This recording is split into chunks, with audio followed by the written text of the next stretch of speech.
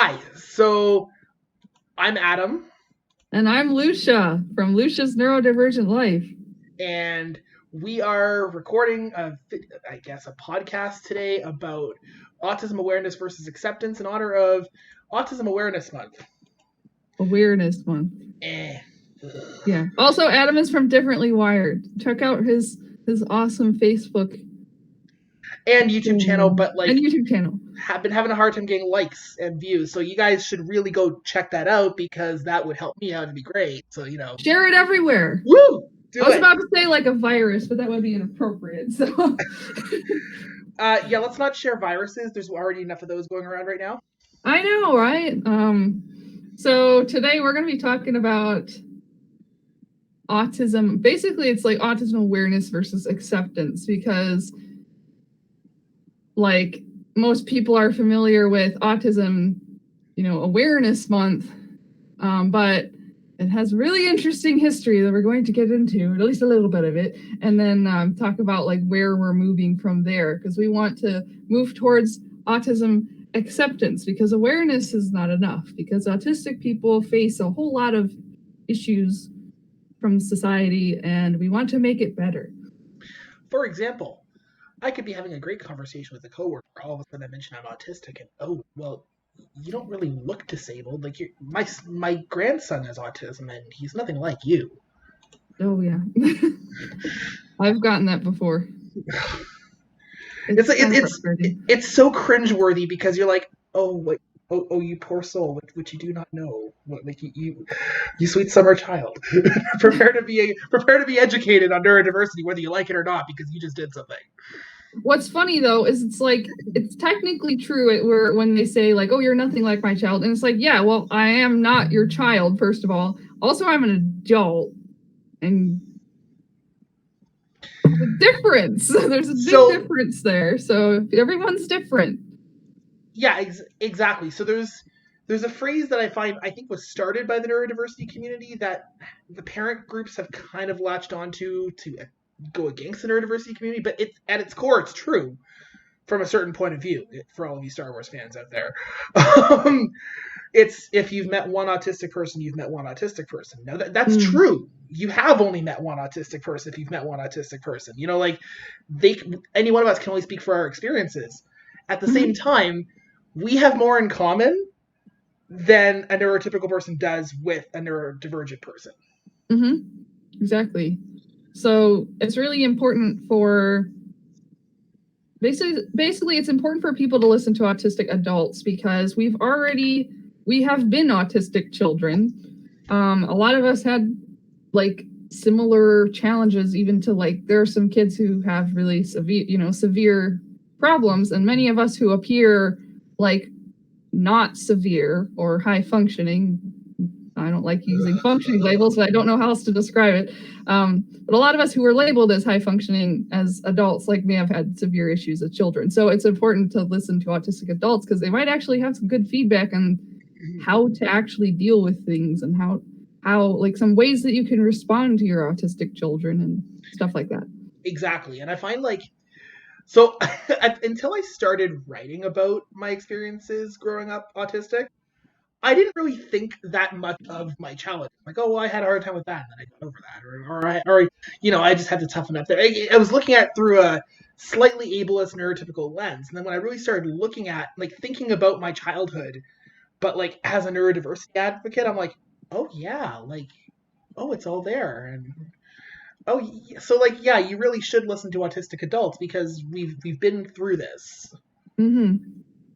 And something really crucial that has changed over time is the view of autism in general has definitely changed over time. But there still is kind of this divide between two different views of autism. So there's the medical model of disability and autism, and then there's the social model of disability and autism. I think there's one other model, I don't remember what it is, but those are two big major ones. And the neurodiversity movement, which is sort of where the whole autism acceptance stuff comes from. Sorry, I keep bumping the microphone. They tend to use the social model more often, while the medical model is more, that's something that's actually been around, I think, longer. It's like back in the days when autism was seen as more horrible than it is seen now. I think that was like the prevailing model back in the day. Well, I don't remember where I was going with this. So, I mean, the whole like psychiatry, psychology, all that stuff, the way they approach mental health is very much the way doctors have approached physical health. So, like, there's something wrong with you, so we're going to give you a thing to make it better. And that works when it comes to your body, because your body responds to like chemical stuff and like, biological processes. But the brain's a bit more complicated than that. So like, even if there's a biological basis to autism and like genetic basis, and I'm not arguing any of that. There is a scientific reason why some people are autistic and some people are not. But does that make it something to be fixed, or is that just make it something that's different? And I think what people forget is, like, regardless of what your answer is on that, like whether you think it's something that should be fixed or something that, what was the other option? Different, respect, I don't know. You know what I mean? Yeah, like, I think what people forget is that we're talking not about a set of symptoms, we're talking about human beings. So regardless of, like, even if autism was, this big scary disease, you should still treat them as human beings. And when you kind of, sorry, my robot is telling me what time it is. Thank you, robot. When you reduce someone to a list of symptoms, it's kind of dehumanizing and problematic. And there is issues where, like, an autistic person, whether they're a child or adult, like they're going to have some issues and they're going to have some struggles, and some of them have comorbid conditions and things that actually do need to be treated with medical solutions and or psychiatry related solutions or psychotherapy for some, because there is a high comorbidity rate with a bunch of stuff. Like, if I were to just list off at least some of the more psychological ones, like there's high comorbidity with ADHD and OCD. PTSD is also one, but I think a lot of that is just because of how we're treated in society. Almost guaranteed. Yeah, absolutely. Oh, yeah.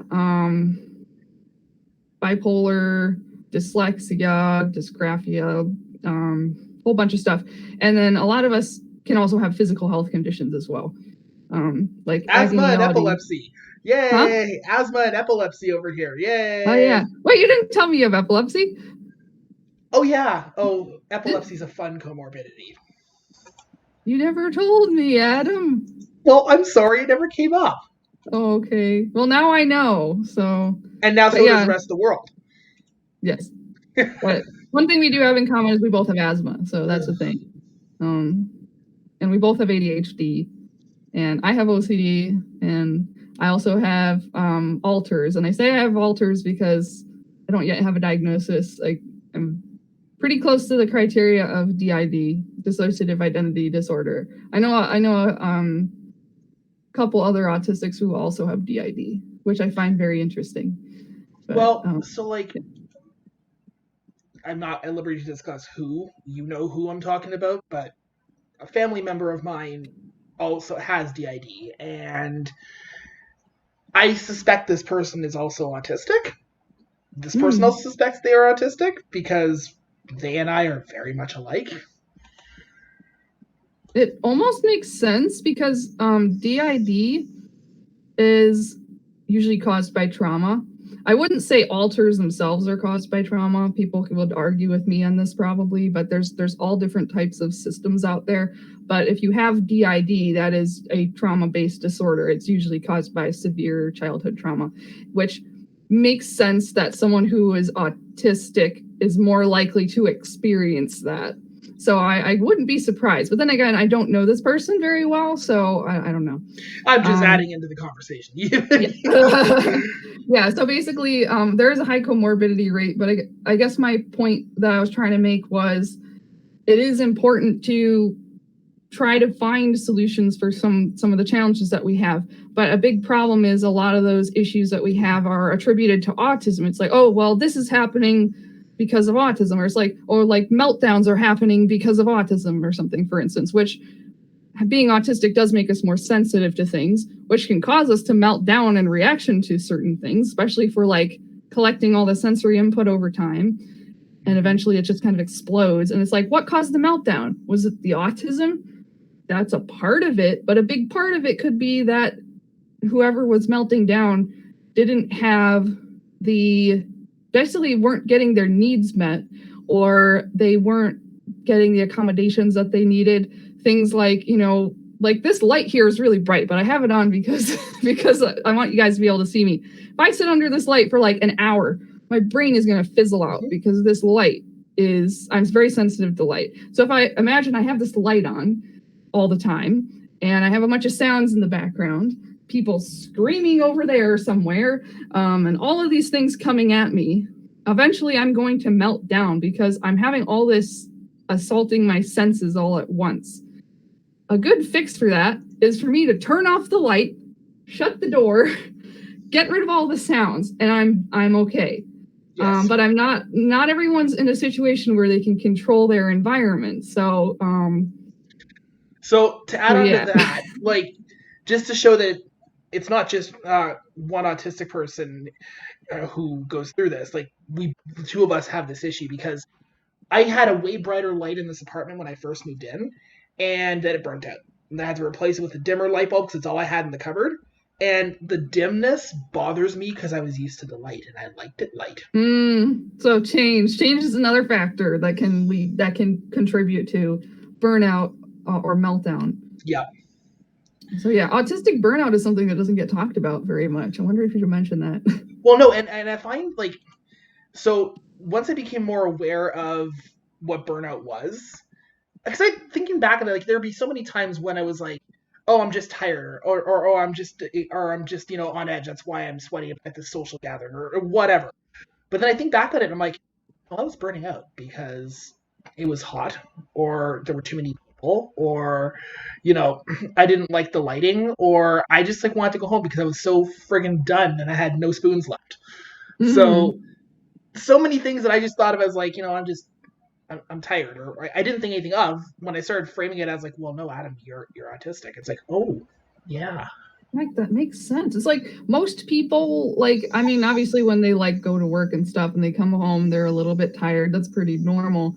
But it's not really that normal for someone to go to work and like be completely wiped out by just like one meeting or something, or just sitting there at their desk for like if I were to like go to work in an office setting and sit there working a computer for an hour, but there's these bright fluorescent lights above my head, I will crash after like an hour. And that's definitely an autistic thing, at least for me. So this doesn't happen to just everybody usually. There are some people who might have other conditions, like if you get migraines and stuff, like those lights are awful for migraines. But yeah. So I do work in an office, and I can corroborate that, because I have to close my door to avoid the distractions of what's going on out there, because otherwise I'll either be drawn into wanting to be social because ADHD and hyperverbal, or I just can't focus on what I'm doing because there's too many distractions going on. Like it's inability to filter perception almost. Mm-hmm. And like you're focusing on a billion different things at once. You're like, okay, like too much stimuli, burning out, need focus. So I have noise canceling headphones. I listen to music at work. There you go. Yeah. So all of this being said, like some people might think, oh, well, it must be awful, like being on the autism spectrum, because you got all of this sensory stuff going on. It's like, surely you would want to have a cure for this, right? And this is one of the issues with Autism Awareness Month, is there are different groups and organizations and individual people who, and a lot of them actually are the majority, and a lot of them are non-autistic, and they're like, well, autism is clearly something that's causing suffering, not only for the autistic people, but for their families and society and all of this. Wouldn't it be better if it just went away? Yeah, it's like, so So when people who are unfamiliar with autistic culture and neurodiversity, I think a lot of people tend to have the approach of like, oh, well, we should help by helping them find a cure, like, donate to organizations that are looking for a cure, right? Because then autistic people won't be suffering anymore. The problem is that autism is a neurotype, which means it's like the way that your brain is wired. It's not something that you can cure. You can make some of the symptoms easier to manage. You can make like your hypersensitivity and things like that easier to manage. You can treat comorbid conditions, but autism is it's the way your brain is wired, and it's not just the hypersensitivity and the bad things. It's also like your strengths as well. So like you might be really good with focusing really hard on something, and that's because of your brain wiring. So how I see it is, if you cure autism, you cure the person. They're not there anymore. Like, not only is it not possible, but it's like, why? Like, it doesn't feel ethical either, because it's not. It's completely not. I want to actually make an old school nerd reference that I think you're gonna get, and I hope other people in the audience get too. The old N64 game Perfect Dark. You've played Perfect Dark? No. Well, this is all of you out there who've played Perfect Dark.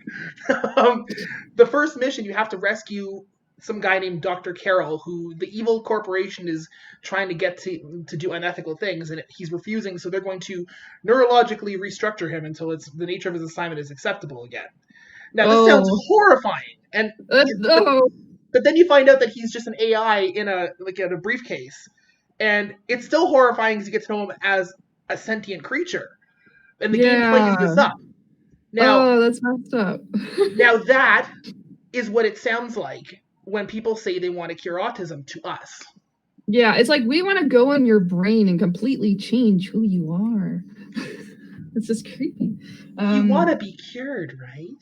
Ooh, no. And not everyone goes out and says we want to cure autism. A lot of times they're like, well, we want to find out what causes autism, and we want to, get people early interventions and stuff like that, which, depending on what they mean, can have a negative or a positive meaning. Sure. There are some very not good therapies. Like, I don't know if we should touch on that or not. Suffice to say, because we could do an entire video about this, and we probably should do an entire video about this, but there are therapies that seem like they're good to the people who are not autistic, who are putting their kids or loved ones through them, and they seem like they're helping because they're responding, but that doesn't mean they're helping. It doesn't mean they're okay just because they look okay on the outside. That's right. So like, if you're like a parent and you have autistic child and you want them to function better in society, look at therapies that are meant to basically give them coping skills and emotional regulation and things like that. Avoid ones that try to make them indistinguishable from their peers, because making them look normal should not be the goal. That's right. Helping them to function better and to learn social skills and things like that, like those are much better goals to have. And I would say also a very important thing is to make sure that no matter who the child is, make sure that their physical and emotional needs are being met no matter what. And so they know that, also make sure they know that their thoughts and feelings and experiences matter, and that they're real, because a lot of autistic people are I guess, corrected and be like, oh, like, you're making a big deal out of this, or you're overreacting over this, or buck up, buttercup, and things like that. That's not a good attitude to have, because an autistic person has a much more sensitive nervous system and a much different experience of the world, and you need to take that into account. Yes. Like, just because you don't get overwhelmed walking through a grocery store doesn't mean your autistic child doesn't. That's right. So just keep that in mind, that like the ways they respond to things might seem extreme or, inappropriate, but they are perceiving the world differently than most people. And there's almost always a reason for that behavior. Yes, always a reason. A lot of these therapies focus on the behavior, not the mental state behind the behavior. Mm-hmm. And I want to touch on that too, because you said, excuse me, no, it's not COVID-19, I promise. Yeah, it's asthma. He's not dying, I promise. And he's not going to spread anything through the camera. In Canada, how could I spread it? So you mentioned that parents should watch out for therapies that help their kid to be their best selves versus try to change them. Mm-hmm. I do want to mention one thing on that, though. So there are a lot of areas of the world where the therapies that, would be the best, most helpful are not funded. Whereas the only ones that are given actual funding are the crappy ones. Yeah. If you're a low-income person and you have no choice, you can at very least keep a watchful eye on your kid's therapist and make sure that they're not doing anything fishy and that they're not trying to change them and they're not disrespecting who they are and they're acknowledging their mental state. You have to police your kid's therapist in that case. Exactly. And another important thing to mention is if a therapist is trying to correct something that doesn't necessarily need correcting. Yes. Or even if it's something that you're like, oh, well, this is just kind of socially awkward, so they should stop doing this. Specifically stimming is a big one. If you're unaware of what stimming is, it's self-stimulatory behaviors. It's sort of like fidgeting. It's something that a lot of autistic people do. So like I could say me moving my hands when I'm talking is almost a type of stimming. But one example is hand flapping. I do this sometimes, usually when no one's looking, because it's like people look at me weird if I do it. I shouldn't care. I'm almost always tapping my foot under my desk constantly. Yeah, so you can't see it, but he's probably tapping his foot.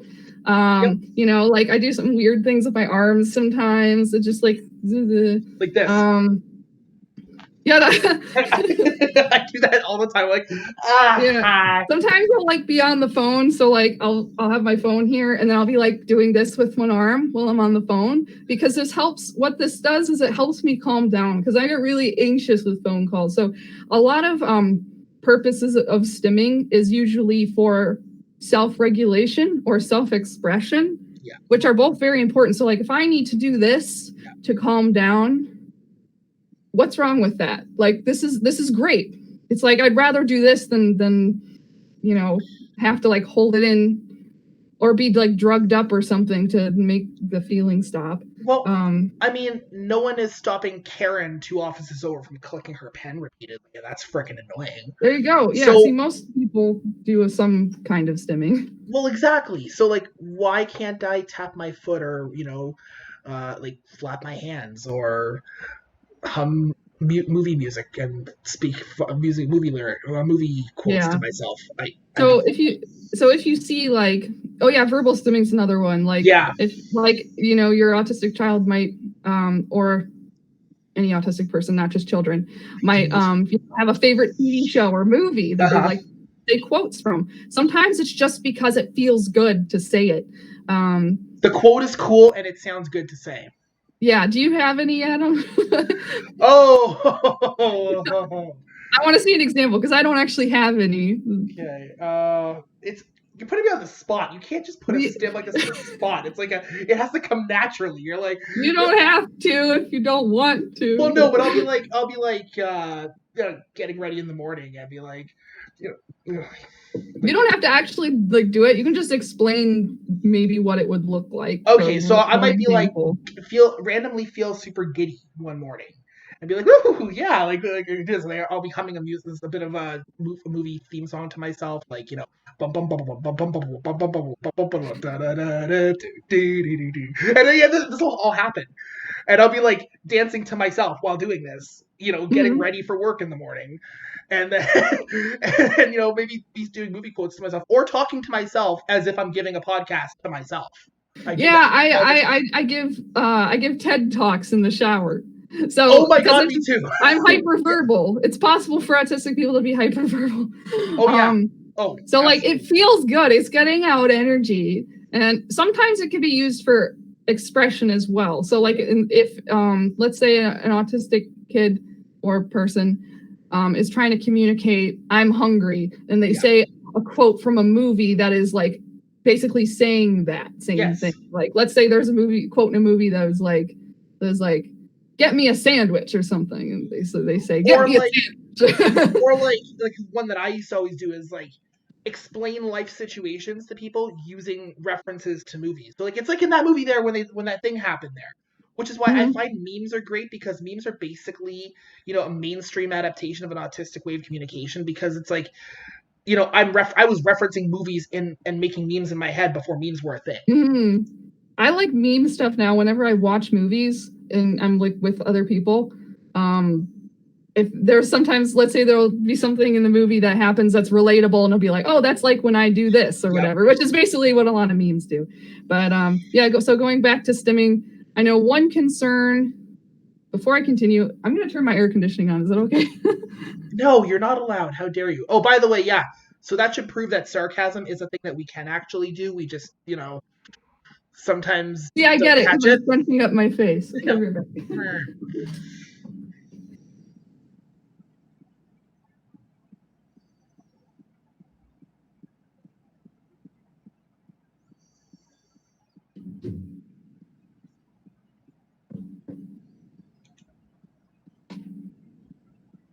What? Hi. Hello. So like I was saying, there's my dog. So one potential concern is when stimming is harmful, like if the person is hurting themselves or someone else, then that's when it becomes concerning. And it's not, the fact that harmful stims exist is not an argument like to say that all stimming is bad and you should stop all stimming. It's just we need to stop the harmful ones, because clearly, you don't want your children to hurt themselves or other people. In that case, you'd almost want to redirect the stim towards something that's not harmful but still stimmy. That's still fun. It's like finding a replacement stim, because you can't just make them stop it. Like if you just like restrain them, it's probably going to get worse, unless they like being, like some autistic people like, weight and being squeezed and things like that. Sometimes that can help, but like if you're trying to like stop their movement and apply that for like every autistic person, it's probably not going to work across the board. So what you'd want to do is find something else that might be better. So like maybe instead of me hitting myself in the head, I might feel better hitting a punching bag. Or, let's say I have a stuffed animal that's just for punching, which I wouldn't punch a stuffed animal because I love them. And just like, those guys are looking at me really How sad. dare you? That's awful. Like, why would you do that? I don't know. Like, well, maybe a pillow. Like if I get like, a nice firm pillow that's just for like punching repeatedly, like that might feel better. Yes. There's also wonderful things like stim toys, like my hamburger cat, which is the most beautiful thing I have ever seen in my entire life. And it's a squish. I love those. Oh my God. I could I feel it in my... This is not a real banana. This is a squishy banana. That's amazing. I just want to squish it all. This sounds weird, but it's amazing.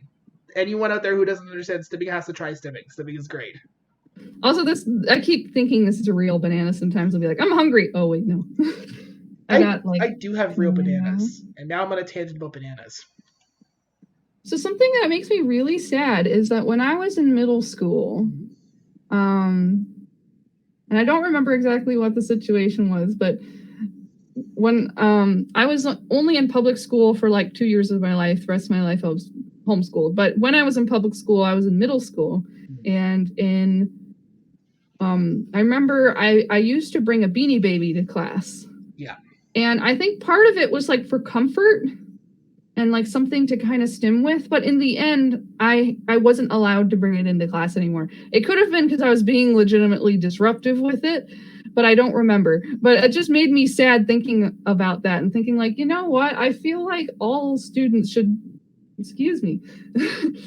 I feel like all students should be allowed to bring in a comfort item, because a lot of kids at school are anxious and need something to like to focus, to pay attention, to self-regulate emotionally or like physically.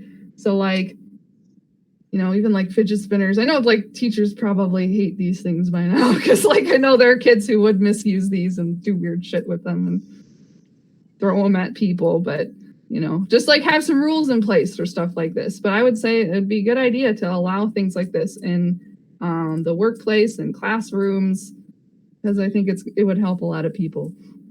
Well, so, and like, full disclosure again, I'm in Canada, LUSHIA'S in the United States.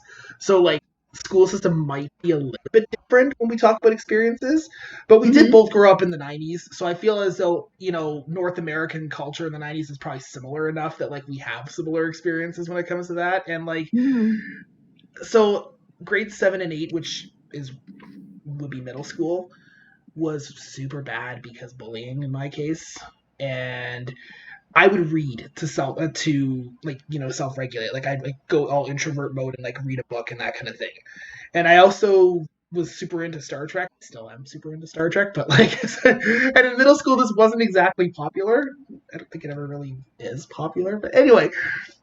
And so like I got made fun of for being a sci-fi nerd all the time, to the point where I felt really uncomfortable opening up about being a nerd to people for the longest time afterwards, because it felt like a deep dark secret that no one would possibly like me if they knew, which is horrible, really. That is horrible.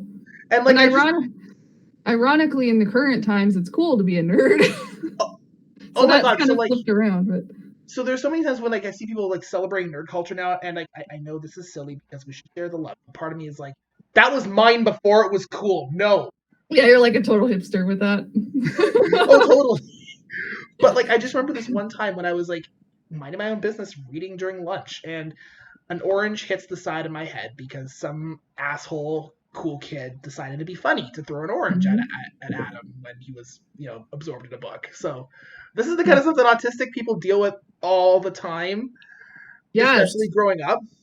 Do not shame people for their interests. No. Even if it's really weird, like collecting cockroaches. I actually know of one person, not in person, but I saw someone on YouTube who collects cockroaches. It's like this little girl who collects them. Most people think it's weird and gross, but I'm like, you know what? You do you. It doesn't matter what other people think. I'm very happy for her that she has a collection, but I don't want it anywhere near me. And that's fine. Like other people's interests don't. Absolutely. Yes, 100%. You know what? She might end up being an entomologist someday because of that interest. And that's the other thing. Autistic passions might seem weird and all-encompassing to people who are not involved, but they often lead us to like political and social views, work, career decisions, like everything. Like they can have like beneficial trade-offs where people, maybe you didn't realize that you wanted to do something until you discovered this thing you really love and they found a real-world application for it. So like, do not shame.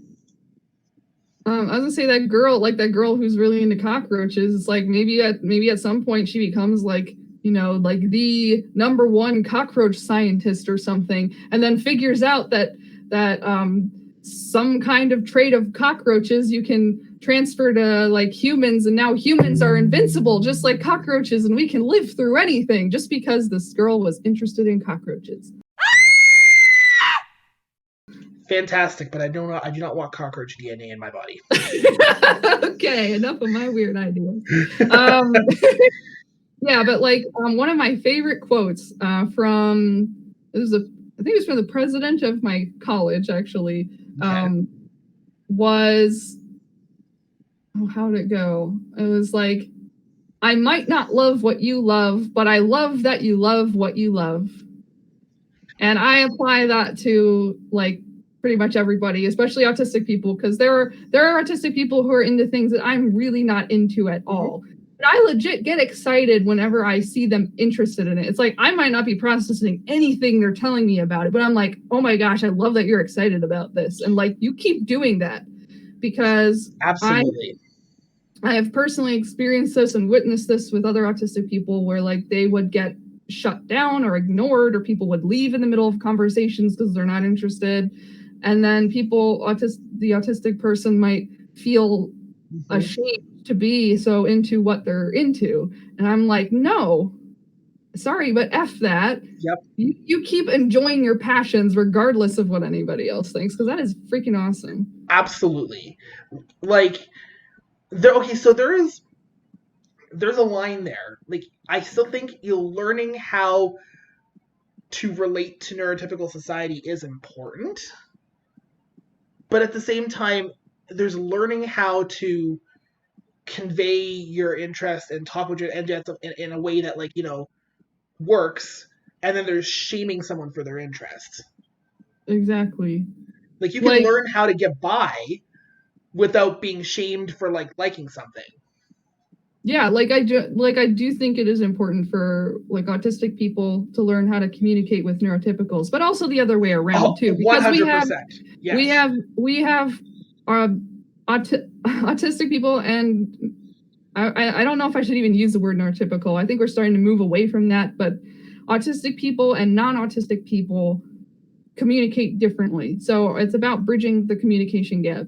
Part of that is non-autistic people trying to understand the way that autistic people communicate, which usually tends to be like they're very straightforward and they don't always pick up on, verbal cues and things like that, or nonverbal cues, sorry.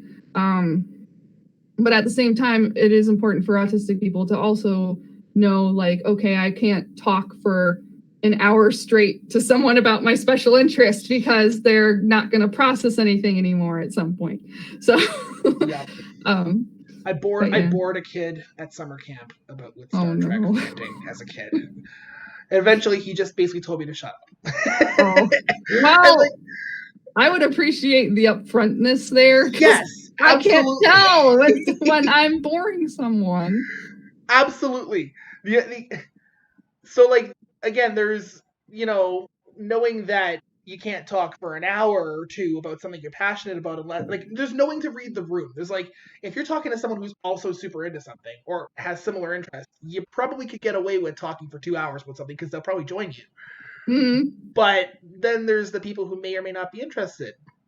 But the thing is like, going back to what you said about both sides learning to communicate, that's important. But right now, they're expecting us to learn how to communicate their way more than they're willing to communicate our way.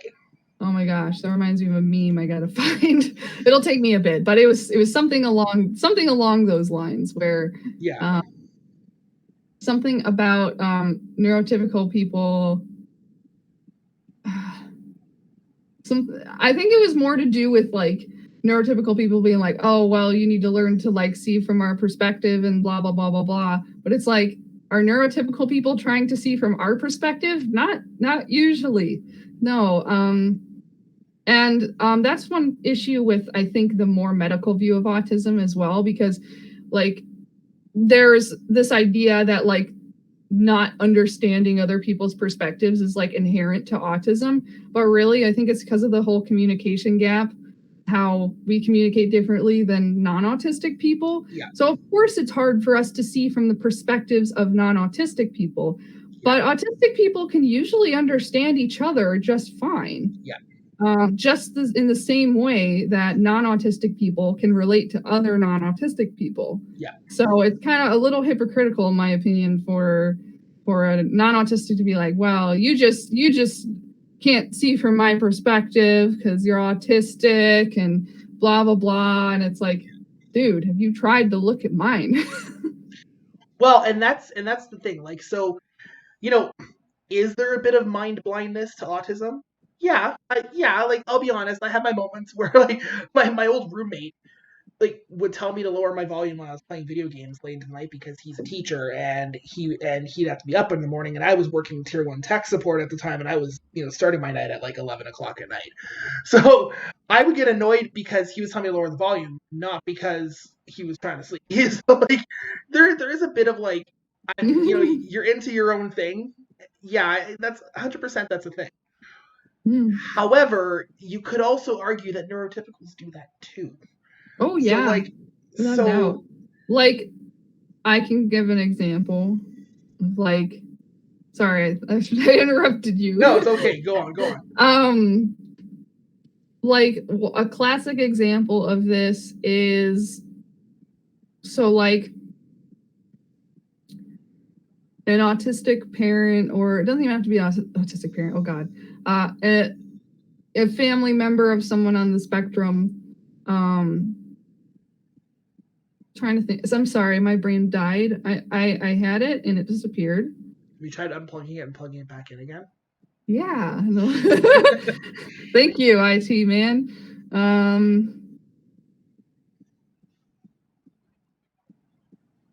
Something along the lines of, I mean, I guess you could even like give a similar example. Oh, I can think of an example. So I went to, what's it called? I went to homecoming at my college one time, and usually for homecoming, you'd have to get a ride with other people to go there and to go back, because it was like in Chicago or something. And on the way back, I was just freaking exhausted because, you know, people all around and loud music. I was just out. But I needed to get a ride back with some friends, and these friends, like, they were more like acquaintances. I didn't really know them very well. But they were playing music in the car, and the music wasn't particularly like really loud, but it was like loud enough that I couldn't shut it out, and I was shutting down. Like, the way it feels, it's not just, oh, I'm annoyed that there's music. It's that this is literally invading my senses. This hurts my head. This hurts my emotions. I'm like shutting down, and so I asked them. Yeah. Oh yeah. So I asked them to turn the music down, and they did for like a little while, but then they turned it back up. And I asked, like, guys, can you just turn it back down again? And they were like really annoyed with me, even though I actually explained to them that this, like, I am having sensory overload. They kept it up anyway, probably because they were just annoyed that they couldn't have their music on. So that definitely happens both ways. Well, yeah, and like, so you, yeah, like, there is mind blindness when it comes to that, and there's not always instinctively grasping a social situation. Yeah, that does happen, 100%. But like Lucia said, it goes both ways more than the neurotypical majority is willing to admit. And like, yeah, it's part of autism, but it's not as specific as people think it is. Exactly. Sorry, look at my dog. Oh, he's just like rubbing his face on the floor. He's like, look at me and love me. What are you doing, Sammy? What are you doing? This broadcast just got photobombed by your dog. He's cute. Well, now he's leaving. He's okay, like, I'm done with my air conditioning has not turned on yet. I'm dying. I'm gonna go fix it. Okay.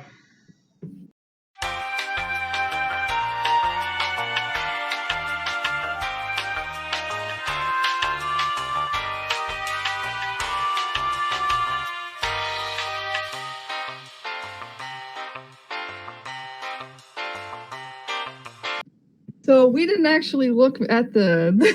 No, I just looked at the script, and like, considering, I mean, it's 12 a.m. where I am, and I do work tomorrow, we should probably move on with the script.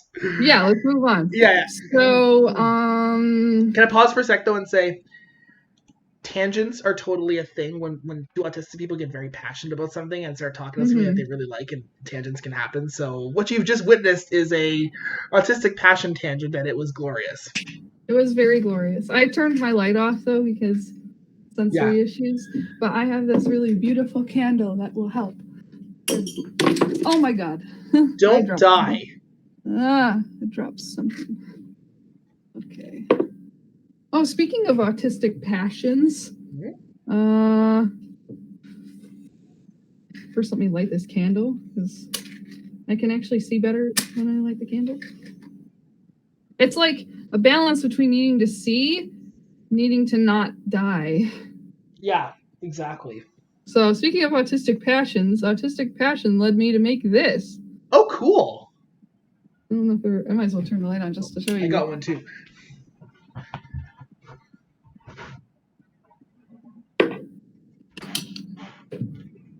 Two, actually. That's awesome, though.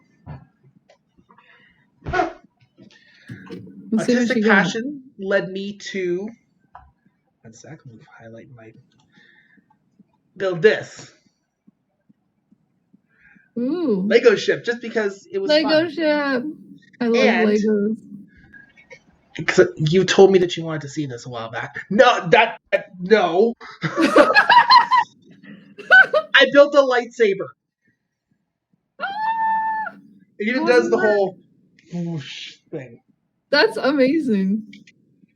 So again, autistic passions are a thing, and they're quite fun. They are quite fun. Should we touch on the organization that shall not be named but may actually be named? Yes. Actually, you know what? If we do nothing else, let's talk about that. Yeah. So I feel like it's important to mention, like, I used to avoid this topic because, it's so controversial and I don't want, negativity and all that stuff. But it's at a point where it's like, okay, we need to talk about it. Like, a lot of us are already talking about it. Mm-hmm. So one of the biggest autism-related organizations called Autism Speaks is what most people are familiar with come Autism Awareness Month, which is April usually. Well, yeah. Always. It's always April. I was wondering, would you be willing to talk a little bit about it, Adam? Sure. Yeah, okay. After I finish dying of not COVID-19. So Autism Speaks is the devil. 110%. They are evil. And you might be asking yourself, well, why are they evil? They're trying to help and support autistic people. No, they are not. Mm-hmm. So Autism Speaks is run by neurotypical people. I mean, and there's nothing wrong with neurotypical people being allies and running stuff to help us, but they're not trying to help us. Autism Speaks diverts most of its budget to cure-based research, researching genetic causes of autism, supporting ad campaigns that dehumanize and basically act as though autistics are a burden to society and are just not very pleasant to deal with. Like, we cringe. Like, there's a reason why the autistics in your life hate April, despite the fact that everyone else looks forward to April as Autism Awareness Month. We cringe and hide under a rock for a month and hope it all goes away. Because... Or we just get upset the entire month perpetually. Yes. Because the thing is, it's like, there's nothing wrong with the idea of having a month dedicated to awareness and acceptance of a marginalized group. That's a good thing. But the way April has been structured by Autism Speaks is not. So the whole lighted up blue puzzle piece thing, and I mean, like, the puzzle piece is pervasively an autism thing, because I remember as a kid, when I got diagnosed with then Asperger's, like, the book I was given to read had puzzle pieces all over it. I didn't think anything of it because that was just the way it was represented. But then when I got more involved in the neurodiversity movement, I learned, like, the true problems with this whole thing. Like, the puzzle piece implies that we're broken and we're missing a puzzle piece, and we just need one more piece to fit in, and then we'll be perfect. And blue, is the color of Autism Speaks. So when you light it up blue, you're saying, I support Autism Speaks, and I support what they're doing to autistic people, instead of saying you support autistic people yourself. It might seem like you're standing in solidarity, and I commend you for wanting to stand in solidarity. But if you really want to stand in solidarity with autistic people, talk to us, find out what we want you to do, listen to us, stand by us, and be a good ally. Don't make the fight about you. So I wanted to talk a little bit about Autism Speaks too, but I'm also dissociating. So that's okay. You do your dissociating thing. It's okay. I might need a minute. That's cool. I got this.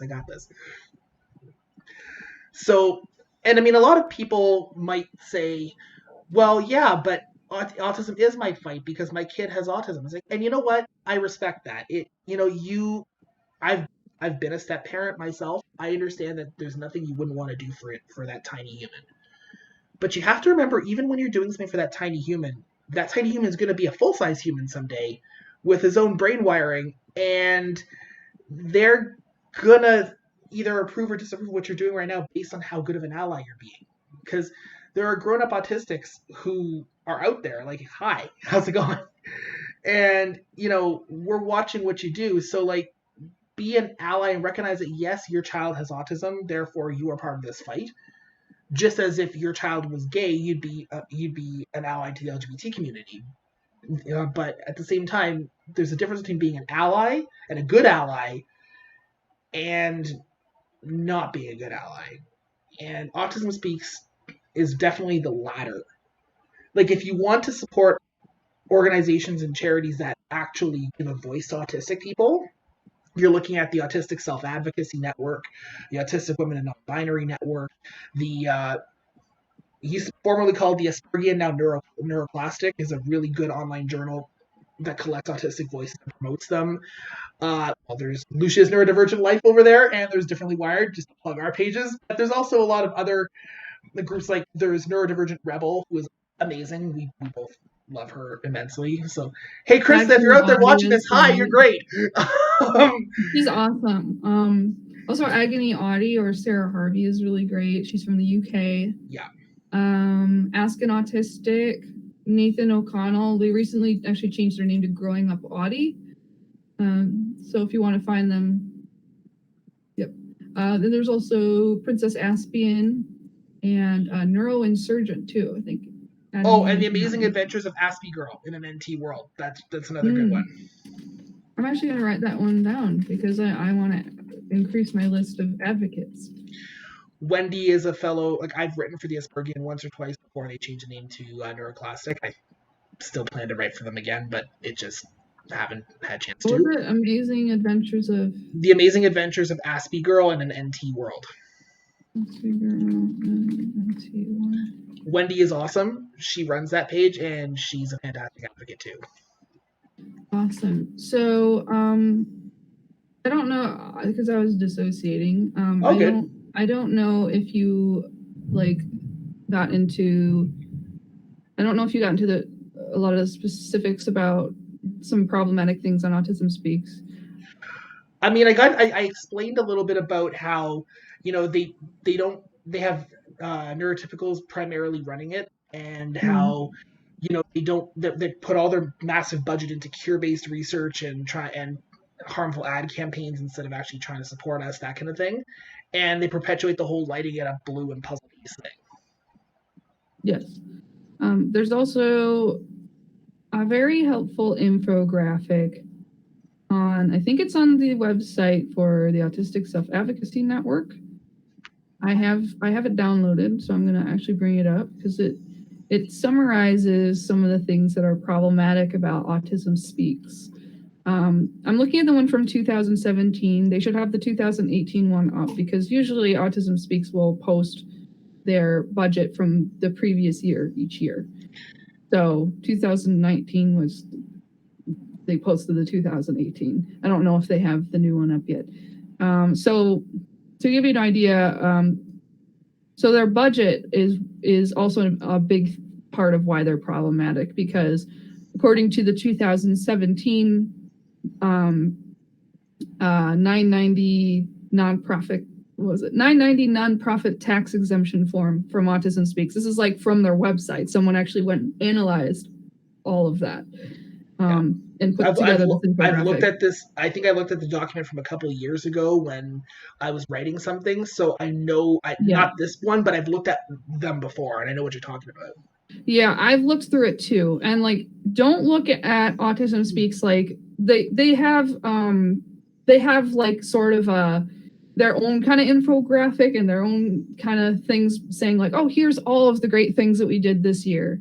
There's that, but then there's the actual forms that they had to fill out that basically lists every single thing that's in their budget. Yeah. And if you look at that, it's usually a bit different than what they put out there. or what they're trying to put out there. They're trying to frame it as like, oh, all this is going towards these really great things. But when you boil it down, 40% of their budget is for awareness and lobbying. So a lot of those awareness campaigns are usually negative statistics about autism, fear-mongering, scare tactics, usually targeted towards parents of autistic children, especially newly diagnosed autistic children, because there's a level of ignorance there, and Autism Speaks wants to be the first one to show up and be like, hey, there's something wrong with your child and we're going to fix it. Well, I'd like to touch on something with that, because something that I do a lot of is I work with a lot of like parents as part of my advocacy. Like I talk to a lot of parents of autistic kids. But one thing that I have to say from that experience is that the problem is when you're a parent of a child who's newly diagnosed with autism and you don't know anything about autism, like this is not part of your world. Well, naturally, you're going to be nervous because you will have listened to the doctors and you'll have an open mind to doctors and medical professionals. You won't know a lot, so you'll do your research, and then you'll stumble across things that Autism Speaks and other groups like that are posting, and you'll be like, holy shit, my child is screwed. And they prey on that. They do. And so that's like what a lot of their awareness stuff goes towards. So that's 42% of their budget is going towards.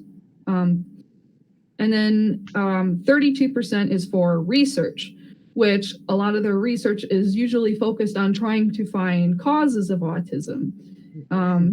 And even though at this point, thank goodness, Autism Speaks has made a statement saying there is no connection between vaccines and autism. Now, they used to promote other organizations that believe in that. Actually, I think they still do. Like Autism One is another organization that still buys into the anti-vax propaganda. And I think they're partnered with Autism Speaks. But anyway, so 32% of their research is mostly, I think, going towards the like genetic research, try to find like what's the cause here. And I honestly think a big part of that is so that they can like screen. I mean, they can like, screen children and stuff for autism, but they can also, I think they're trying to find a way to screen like expecting mothers to see like, oh, are they going to have an autistic child? And my concern with that is, are they going to try to eliminate autistic children via like abortions and stuff? Because like that's like eugenics. It's wiping us out of existence, and that's concerning. Well, and like so, neither one of us is taking an anti-abortion stance with this. We are both pro-choice. No, yeah, oh yes, 100%. I just disagree with selectively just trying to get rid of an entire demographic. Like I think was it Iceland? I think Iceland, was it Iceland? Syndrome? Yeah, like there was Iceland had pretty much eliminated, or some. I think it's Iceland. We could be wrong about the country, but there is a country though that has completely eliminated. I would say eliminated Down syndrome, but what they've effectively done is eliminated people with Down syndrome. Yes. I mean, obviously there's a whole debate about whether a fetus is a person, but it's like, if you know that your child's going to be born with Down syndrome and that is like what makes you not want to have the child, that's really sad. And the same thing goes with autism. It's like, it drives me nuts because I could have not been born. Me too. And I like us. We're cool people. I like being alive. Me too. So that's 32% of their funding. 16% is fundraising. I'm not sure exactly what that's going towards. 8% is miscellaneous. I don't know what that's going towards. And then it's less than 2% that goes towards family services, which is stuff that is actually helpful for autistic people. So I would assume things like scholarships or help with employment. And so like there are, you will come across parents who'll be like, well, Autism Speaks really helped us out. And I thought they're great. And like, I'm not going to take away from a parent any help that they might have gotten to get by and, provide a support for their kid. Mm-hmm. But you got to remember that even if you have a good experience with Autism Speaks, it's kind of like the controversy with the police. Like, you know, some people have a really good experience with the police, but that doesn't mean there's not an institutionalized problem with the police force. Yes. Same with Autism Speaks. You might have had personally a wonderful experience with the person you talked to from Autism Speaks. Yeah, but that shouldn't be an argument to not try to make change with. That's right. With that's right. Their system and everything. So the budget's definitely an issue, and people would argue, well, you know, less than 2% for an organization that makes millions and billions of dollars, that, you know, oh, that's still a lot of money, right? It's like, well, it is, but think of how much more that could be if that was like, you know, at least, I don't know, 80%. That's actually a lot. That's a big number. So like, even if the family services side was only 50% of their budget, that's a heck of a lot more than like 1.6% or whatever it is. Exactly. Yeah, because it's definitely, there are tons of autistic adults, especially who need services and help, and a lot of the family services portion could help so many people. So it just makes no sense to waste so much time and money trying to find a cause when there are people that already exist that need help. Well, that's actually really sad, because like this company, they basically are a company. This organization is one of the wealthiest autism advocacy groups in existence. So you would hope that they would use their massive wealth to, you know, look out for, to promote stuff that we say we need and we say we want, and like advocate with us. Mm-hmm. But they're actually our biggest enemy because they don't.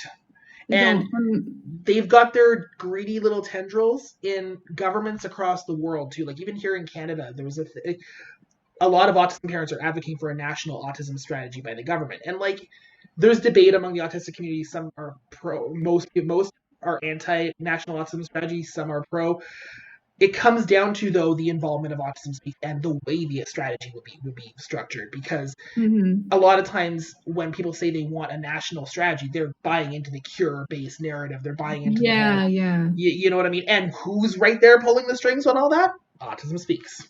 Oh, yeah, for sure. It's also worth mentioning that a lot of their executives have extremely ridiculous salaries. Some of them exceed, according to the infographic and according to the actual documents that I've read myself from Autism Speaks website, a lot of them are making over $500,000 a year. It's insane.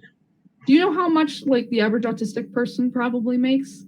A lot of us are in severe poverty. My thought is, you're making all this money. Yeah. If you really want to help autistic people, give me some of that. I need some of that. So absolutely, that's ridiculous. No, and this is just my opinion. Nobody needs that much money. No one does. Absolutely. Nobody does. I don't even need that much money. I don't want that much money. But I do want to live. So also there's an issue of I think Adam mentioned this, but not really having autistic people on their board. Well, I think there's like maybe one or two, but so it's funny because a couple years ago, like in 2016, I was kind of like I was kind of like stupefied to see that they rebranded a bit and they changed some of their mission statement, and they brought on an autistic person or two on the board. And I told a mutual self-advocacy friend of ours, Steph, about this, and we were both kind of like in awe about this. But you know, it turns out that, like, you know, much as I figured would happen, it was a token move and nothing has really changed. Yeah, I think they were to try to make themselves look better. I think they did that, like they decided like, oh, we're going to rebrand and stuff because, you know, now that there's so much negative association with like the blue puzzle piece and everything like that too, they also changed their logo. And I think a lot of it is just like, we just want to give a fresh coat of paint over this turd of an organization. Excuse me, but that's basically what it is. And ladies and gentlemen, you can polish a turd, but it's still a turd. I was just gonna say, you can only polish a turd so much, ladies and gentlemen. I mean, if you watch Mythbusters, they did actually polish a turd. Wouldn't it like dissipate because it's a turd? That was a concern, but somehow they did it. It just looked like this giant whopper, which is really just misleading. But why are we talking about polishing a turd to this degree on we're autistic. Yeah, that's true. See, this is how it happens. You can cut out anything if you want. So I don't want to like go on too long about Autism Speaks, but I'm just going to very quickly list a couple more bullet points because these are also important. So, some other reasons, they have this, let's see. Oh, I've mentioned they partner with other organizations like Autism One, which is very shady. Yes, Autism One promotes quack cures, including MMS, which is like basically bleach, like trying to cure your autistic child with bleach. Things like diets, like or heavy metal detox, or like I forget how to pronounce them. Chelation or whatever it is. That's like that's dangerous when you don't actually have a heavy metal toxicity. No. And then anti-vax propaganda. They also partnered with the Judge Rottenberg Center in Canton, Massachusetts, that use these things called GED devices, which they called it was like electroshock therapy. It's not like standard electroshock therapy. It's strapping a device onto your, like with little things on your skin, and it's so the shock is so intense that it can burn your skin. And they used these on autistic kids and kids with disabilities, as a punishment, as an aversive thing. To encourage compliance. To encourage compliance, like for literally everything. It could be something as minor as them getting up from their seat or stimming. Some of them were shocked for crying or for tensing up. And it's like, you're just shocking people just because at this point. But luckily they don't use these anymore. A lot of autistic advocates got those banned by the FDA, so that's good. But the fact that they partnered with JRC, it's like they didn't even seem to do any research. It's like there was news all over the place. So it's basically saying these guys are doing this awful thing, or they did know that and they partnered with them anyway, which actually just makes it worse. That does make it worse, yeah. So there's that issue, them partnering with problematic, also very unscientific and abusive organizations. Also, if you notice on their website, they have this thing called a 100-day kit. It's for like the newly diagnosed. And I think someone actually went through the entire thing and they were like listing off the things that were just off about it. I need to open it up because it's juicy. I don't know, really. So this is like for people who are newly diagnosed, and like mostly probably for the parents of newly diagnosed autistic kids. So it's like spreading myths that autism is on the rise and that it's more common in boys. It's encouraging parents to grieve over their autistic child, or like, the normal child they never had. Do you mind if I interject on that one? Because I have a thought I want to add to that one. Yeah, go ahead. Okay. And I'm addressing this to parents out there. Having emotions around something going not the way you expected is a normal and healthy thing. In fact, having emotions around something that not going the way you expected is the core of many an autistic burnout. So we get it. Like things didn't go the way you wanted, and now the routine is different. And I understand. We get that. You are entitled to have your emotions. What you are not entitled to do is put them on your child and act like your child is a burden and a failure just because they're not the child you expected to have. And like for all parents, parents at some point are overwhelmed by parenting. Yeah. Kids can be freaking annoying. Oh my God. Oh my freaking God. Yes. Be all over the place and like breaking things. Of course, it's stressful to be a parent, whether your kid's autistic or not. But it is never, ever okay to blame your child for basically for all the struggles of parenting. Yes. And I feel like people justify doing that to autistic children, basically saying like, oh, this is your fault. Like, and even Autism Speaks does this too. Yeah. And that goes to the next point, blaming your anger on autism, encouraging parents to be angry about autism. It's like, it's not,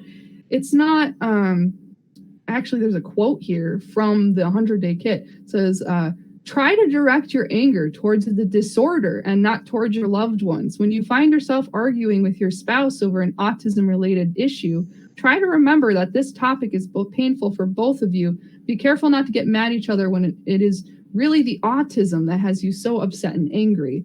And it's like, that's dangerous. It's horribly dangerous. That's like saying that it's okay to get angry at or put that anger on your child. Yeah, then that's not okay. Like, yes, there are situations that, you know, having an autistic child can bring up that are stressful and that are, you know, that are difficult, but that's not your child's fault. You know, your child's not causing you this problem. The situation is stressful and it's okay to acknowledge that, but that's not your child's fault. It is not. No. Couple other things from the 100-day kit: equivocating or equivalating autism to cancer, discouraging autism acceptance. Let's see. Excluding autistic people from its description of the autism community.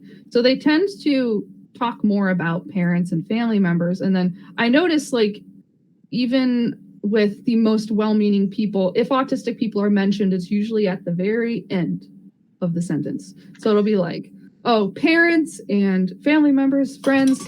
Sorry, I smacked my teapot. Friends and autistic people, when it should be autistic people first. Or my favorite one is, and those living with autism. Oh. Yeah, autism is my roommate. He's an annoying bastard. He gets absorbed in video games and doesn't do anything.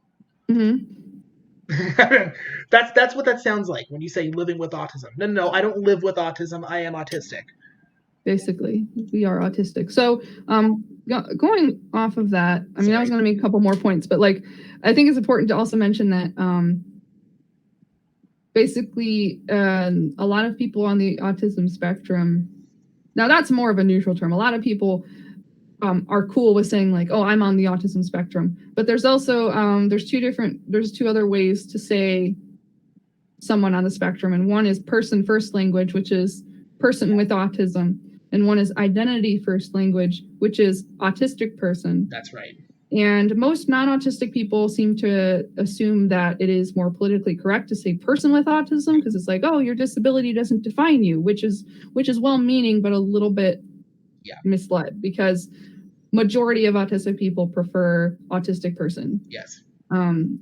Either way, there are some autistic people who prefer person with autism, but in any case, always ask the individual you're talking to, what do you want me to call you?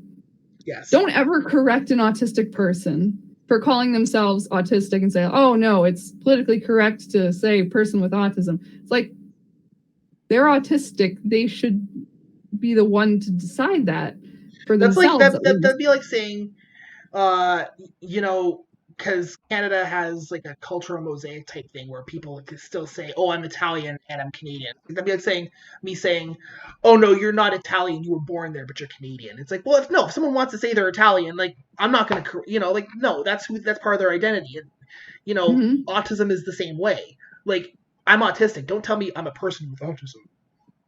Yeah, it's kind of weird. You can't decide that for them. No. Let's see. There's a whole lot of stuff in here. Glorifying people who have harmed the autistic community. Recommending harmful early interventions. Like, you know, trying to make them normal. Telling parents to ignore their autistic children until they make specific requests. Recommending quack diets. Falsely claiming that people can recover from autism. And blah, blah, blah, blah, blah. That's it, yeah. If you guys want more resources on, I guess, basically like things to substantiate all the things we've been talking about, I have a list of links and stuff that I'm going to be posting in. I mean, I'm going to be posting this on my channel. I think you're going to be posting it on your channel, Adam. But I'm going to have a list of links below my video with the kind of backing up all of the things I'm saying about Autism Speaks. Yeah. Also with some alternative organizations. I'll post the one that you post, just, you know, keep it uniform. Yeah, I will send them your way. Okay. So two other organizations that are really great, that are autistic approved. I think you might have mentioned them. Autistic Self-Advocacy Network, Autism Women and Non-Binary Network. It's always a mouthful. But they're run by autistic people. They're doing great things. Yeah. They're like providing ASAN, or Autistic Self-Advocacy Network, provides helpful toolkits on like safety, inclusion, employment, self-advocacy. They're trying to make actual social change. Autistic Women's Network, or Women in Non-Binary Network, provide an awesome welcome packet for newly diagnosed autistic girls and their parents, and it's very positive and actually helpful. So much better than Autism Speaks stuff. Absolutely. We talked about other advocates to share already. Yeah. Should we? I know it's getting kind of late. We can try to summarize like the division. Well, okay, I'm going to summarize it very simply then. Okay. So you might notice if you get involved enough in autism advocacy and stuff, that not every self-advocate agrees with every other self-advocate, and there are certainly little turf wars between certain groups and other certain groups, and blah blah blah blah blah blah blah. Now, some autism parents and parents groups or whatever might interpret this to be, oh, see, look, neurodiversity doesn't speak for everyone because they can't even agree with other things themselves. No. I guarantee you, even though we have our moments where we don't agree with each other, we are united where it counts, and that is promoting neurodiversity and elevating autistic voices. You know, we might not agree on the details, but we're all on the same side, so no. And I think a misconception about neurodiversity itself, like the movement as a whole, is that it is some people think it's supposedly focused mostly on, you know, the high functioning people, and it's basically saying like, oh, it's okay to be autistic, but only if you're you know, an Asperger's kind of person who's a savant or this or that. And it's like, no, that's not actually what the concept of neurodiversity says. The concept of neurodiversity is it's basically saying that everyone's brains are different. This is including not just autistic people. This is including non-autistics. This is including everybody. Neurodiversity, that word means everyone's brains are wired differently. Yeah. And it's okay. Like, there's no wrong way for a brain to be. That's right. So to be neurodivergent, that's a very specific term, which means that you are outside of, I guess, I mean, there is no normal, but neurodivergent tends to refer more to like autistic brains, ADHD brains that aren't considered like the majority. Yeah. So there's a difference there, but yeah, neurodiversity is like, that's everybody. That's like a statement of fact. That's not something you can be like, oh, I'm against neurodiversity. It's like, but so that's everyone's brains are different. It's just a fact. That's like saying, I'm against gravity. I don't believe in gravity. It's like, well, that's great, but you're still going to fall down if I push you off your chair. Mm-hmm. And people will debate about like, because, you know, part of what I just said about different brains is that it's okay that there's different brains. Some people might argue against that and be like, no, it's not okay because, you know, autism is bad or this is bad.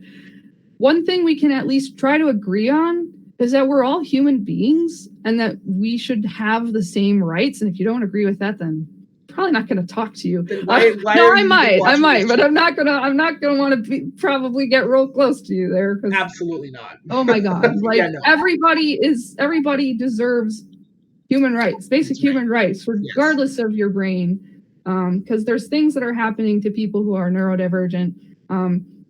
I should have also mentioned people with intellectual disabilities as well. They're also neurodivergent. Yes. And I think sometimes even more so than autistic people are treated like they are less than human, or that they are children, or that they can't make decisions for themselves. So if you're autistic and you have intellectual disability, there are two different things, but you can have both. Like, it's almost like you get a double whammy of being treated like a child and less than a person. And so neurodiversity is like trying to say like, hey, that's not okay to treat someone like less than a person because of their brain. Well, and so even if you are, even if the person in question, it does have trouble, you know, getting by in everyday life, needs someone to manage their finances, needs someone to come in there and clean their, because they're operating at like, I don't want to say functioning level because functioning levels are awful, but like and like I wouldn't use the age things either because those are also inaccurate. I know. But like if they're, I guess a good way to word it is if they have higher support needs. Yes, higher support needs. So if you are a person with higher support needs, even then, you don't deserve to be treated like you are less than or you're a child. No, that's not fair, you know? Mhm. Just because you have different support needs doesn't mean you are less than human and should be treated that way. And that's the problem that a lot of people treat disability in general is people infantilize and people act as though people are less than because of this, that, or the other thing. And I think a really tough thing is people assume that people who are autistic or have intellectual disability or other different brain types, I think one issue is thinking like, well, if you have these issues, what if you like make bad choices? Like, what if you, I don't know, you do things that are dangerous and risky and like you want, obviously you want to make sure your child or your friend or whoever is the neurodivergent person, you want them to be safe and to not do things that are going to like, hurt you and stuff like that. So it's a weird balance, like where they might actually need help making decisions on things, but ultimately they should be able to have they're still human, and they should be able to have as much autonomy as possible. That's like right. They should be able like if you're deciding literally everything for them, it's something's wrong. Like it's like they should be able to choose what they eat for breakfast, for instance. They should be able to choose even if that's the only choice they're capable of making, at least give them that choice. Give them as much autonomy as you possibly can because they deserve that because they're human beings. Exactly. And like, I know me, I might not always make the best decisions about food. Sometimes I might choose to eat sugar cereal for like 3 days straight, but I'm an adult. I can decide that if I want to. So why should someone with like, I don't know, an intellectual disability, because I don't have one, like, be treated any differently than me or not have a choice that is that simple. That's right. So that's why neurodiversity is, I think, really important. There are groups that misunderstand what neurodiversity is and think that, well, it's not paying attention to the people who are more severe, and I don't think they understand what we are actually trying to do. It's because a lot of people see people like you and I celebrating our autism and being proud of it and being happy with it and seeing, well, that's well and good for you, but little Timmy or Susie down the street can't talk or come out of their shell. And they're like, well, how could neurodiversity be apply to them? But it does, in the simple fact that they're human, and so are you. And that's exactly. At the end of the day, it's recognizing we don't all have the same support needs. Some of us have higher or lower support needs depending on the circumstance or whatever. And support needs are also situational. That's a whole other thing. But even if they have higher support needs, they're still a human being. They still deserve respect. And that's not denying the fact that some of us are legitimately suffering. Yeah. Like there are a lot of autistics who aren't getting their needs met. There are autistics who can't like I don't want to like say like that they can't communicate. I think majority of autistic people do communicate in some form or another, but it's like they can't communication. That's right. Exactly. I just think like sometimes there's communication issues where it's like they can't get across what they are trying to say, or they can't, like they also might not be able to tell things like if they're hungry or tired or things like that. So like trying to communicate why they're distressed and trying to get other people to understand is definitely like a struggle for a lot of people. But that doesn't mean that you should cure their autism. That's right. It's just you need to find a way to bridge that gap. Yeah, we're not denying that there are challenges that come with, being neurodivergent. All we're saying is that even with those challenges, we still wouldn't want to be any other way than who we are. Yeah. And guaranteed, little Susie, going back to my freedom metaphor, who was nonverbal, is a wizard with communicating in some other way. You just got to find it. Exactly. And it's also worth noting that neurodiversity does not discount the concept of disability. That's right. Because, and I don't think anyone should be afraid of the word disability. No. I say I'm disabled. And it's not saying that I'm broken. It's just saying that considering like the way that the world operates, I'm not wired to basically to be able to be as independent as I'd like to be in the world. Yeah. And part of that is because the world hasn't yet acknowledged that like autistic people have all these needs and stuff, and they haven't really put the things in place that we need to thrive yet. That's right. Last thing. So yeah, there is in the autistic community, there is some division. There is like there is some toxicity in a lot of groups. There's sometimes autistics having arguments over like terminology, like in which I mean makes sense. Like we disagree on things like whether you should use the puzzle piece or whether you should use the rainbow infinity twist as like autism logo, functioning labels, person first language versus whatever. But sometimes conversations can totally devolve because someone's getting hung up on the terminology somebody is using, and not focusing on like the positive points of someone's advocacy. So sometimes advocates are attacking each other over things as small as that, or like because you're not advocating perfectly. And toxic advocacy happens in almost every advocacy group across, like in every movement worth fighting for. That doesn't render the movement not worth fighting for. That, we're all at the end of the day on the same side. It's like I was saying, but toxicity happens anytime you have a group of humans together. I mean, you could have toxicity among neurotypical people. Oh yeah. So like, it's gonna happen. You look at other like other, I don't know what to call them. Basically other advocacy groups for like other issues, even like LGBTQ. There's division between people in that group as well. Mm-hmm. So it can happen pretty much anywhere, but it's like kind of sad to me that it's like there's a lot of it in the autism community as well, or the autistic community. Speaking of terminology, so it's worth noting one of those terms that there is controversy over and a lot of arguing over is the word Asperger's. And this is because Hans Asperger, the person who the name of the disorder was coined after, I have to still research to figure out the actual facts on this, but there's supposedly has some ties to Nazis. So there's historical research that will say that he did, and there's historical research that will say that he did what he could within the framework of the world he lived in. I don't know, and I don't want to touch on that because, frankly, it skews me out that he even might have a connection to the Nazis. So yeah. So it's like, so I am like, ew, Hans Asperger. Yeah, exactly. Ew. But the disorder itself has so much history. And like there are a lot of people who are diagnosed with Asperger's who previously thought I'm just a broken person, before they knew they had Asperger's, especially people diagnosed at an older age. So when they get the diagnosis, they're like, oh, this is why I'm the way I am. And it becomes a positive because it explains so much. Yeah. So I think you could talk about this a little more, Adam.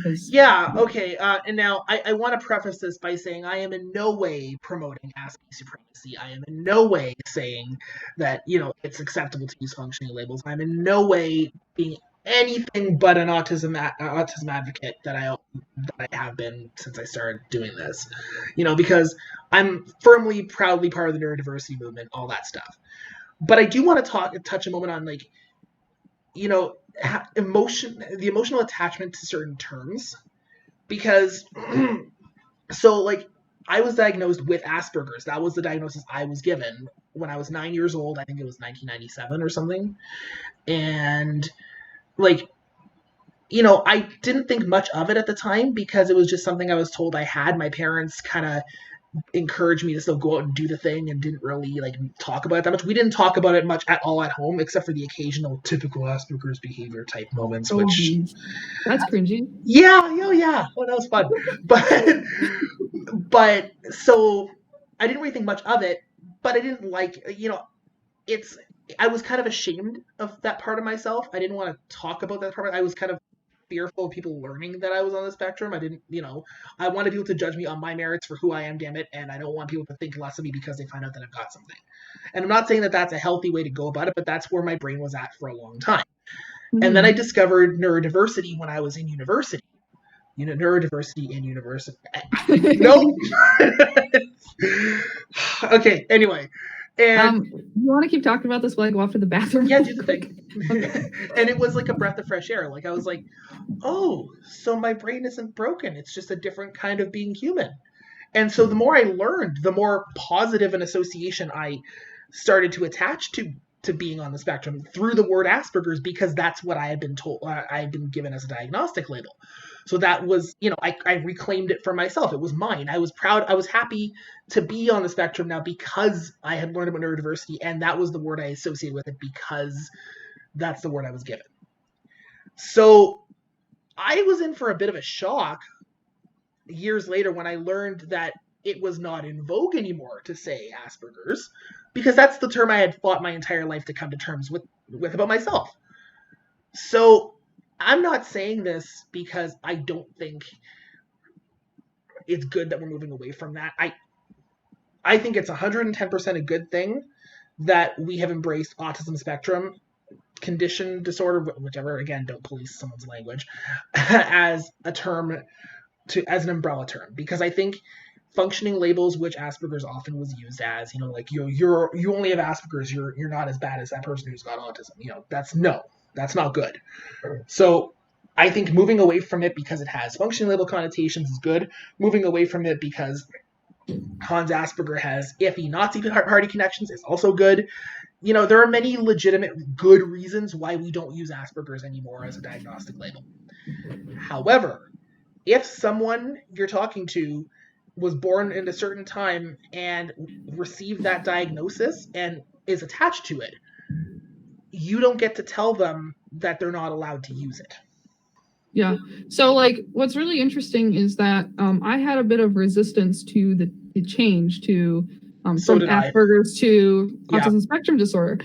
Part of that was because of how stigmatized the autism label was in comparison to Asperger's. Yeah. And it's nobody's fault. I was still wrong for having the view that I did, but a lot of that was because it was societal and it was promoted by Autism Speaks that autism is bad.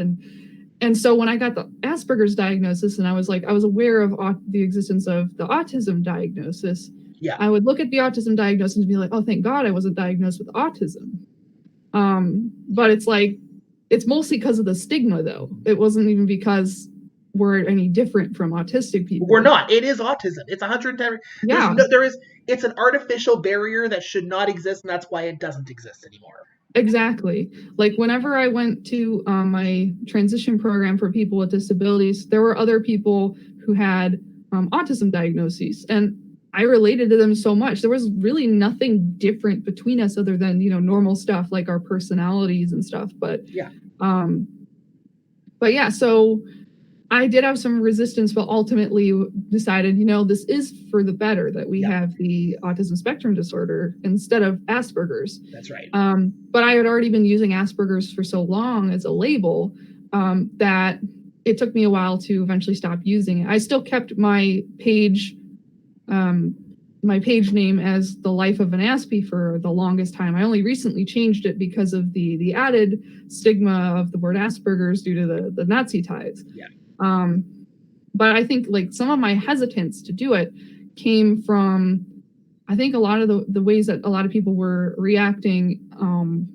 And it's totally normal to react to realizing hey, this guy had Nazi ties, this disorder is tied to a Nazi. The thing is rational to react holy crap, we need to not use this anymore. Yeah. But it was to the point where it's you could not utter the word in some places without people dogpiling on you and just completely ignoring whatever else you're going to say because you dared to utter the phrase Asperger's. And that's right. And I don't have this view of just the word Asperger's, but other things too. If someone uses the puzzle piece symbol, I might not like it, but I'm not going to encourage a bunch of autistics to go dogpile someone because they prefer the puzzle piece symbol, even if they're autistic themselves. Well, specifically if they're autistic and they like the puzzle piece symbol, it's you know, you do you. It's not my job to yeah, like we need to respect where people are at when they come to advocacy and when they come to learn, and that it's a journey, right? Because none of us have gotten through life without having moments of ignorance and without having moments of not having the most enlightened views on things, or even like the reason why I didn't want to admit to being on the spectrum for so long is because I had internalized ableism. I admit that. Oh, you same know, here. 100%. I admit that. You know, I'm still grappling with internalized ableism because society imparts a lot of screwed up stuff to people all the time. Oh yeah. But you have to be patient with where people are at when they come to something and help guide them along. You know, you can't be like, no, you should never do that.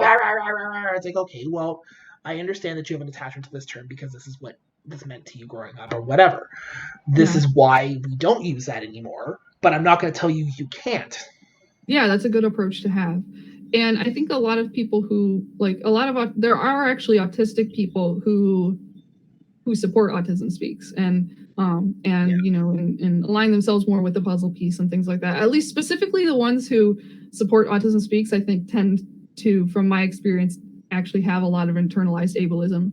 Or there are people who think that they have overcome autism, and it's a little concerning. If you want to, sorry to interrupt for a second, if you want to go on about that for a quick second, I'm going to go check my laundry, but I'm sure the viewers would love to hear you talk a bit more about that. Okay, so yeah, there are definitely autistic people who have internalized ableism, and I think a lot of that comes from a lot of the societal stigma around autism, especially if you grew up like when I grew up, or even before that, because it was more stigmatized before even the 90s when I grew up. If you grow up being fed all these messages that autism is a disease, it's bad, it's something that needs to be cured, it's a burden on families and on society, and it costs people money and destroys marriages, then yeah, you're probably going to internalize some of that. And a lot of autistic people understandably hate themselves because of it. And it's not healthy. It's not good. And it's one reason why we're trying to move away from the whole awareness campaigns, which tend to be associated with that line of thinking, moving towards autism acceptance, neurodiversity, because we shouldn't hate ourselves for being who we are. We shouldn't demonize the way that our brains work.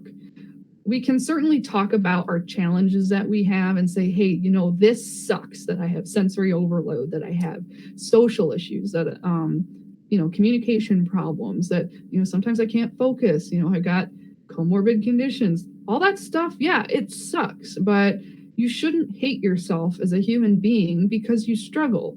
That's like telling any other person, like any non-autistic person, that their entire personhood is bad because they aren't like you, or because, you know, they have their own unique struggles that are like different from yours.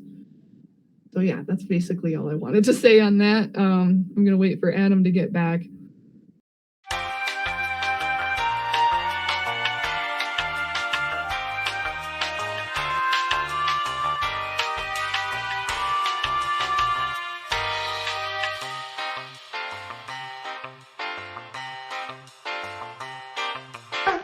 Hi, I finished my point.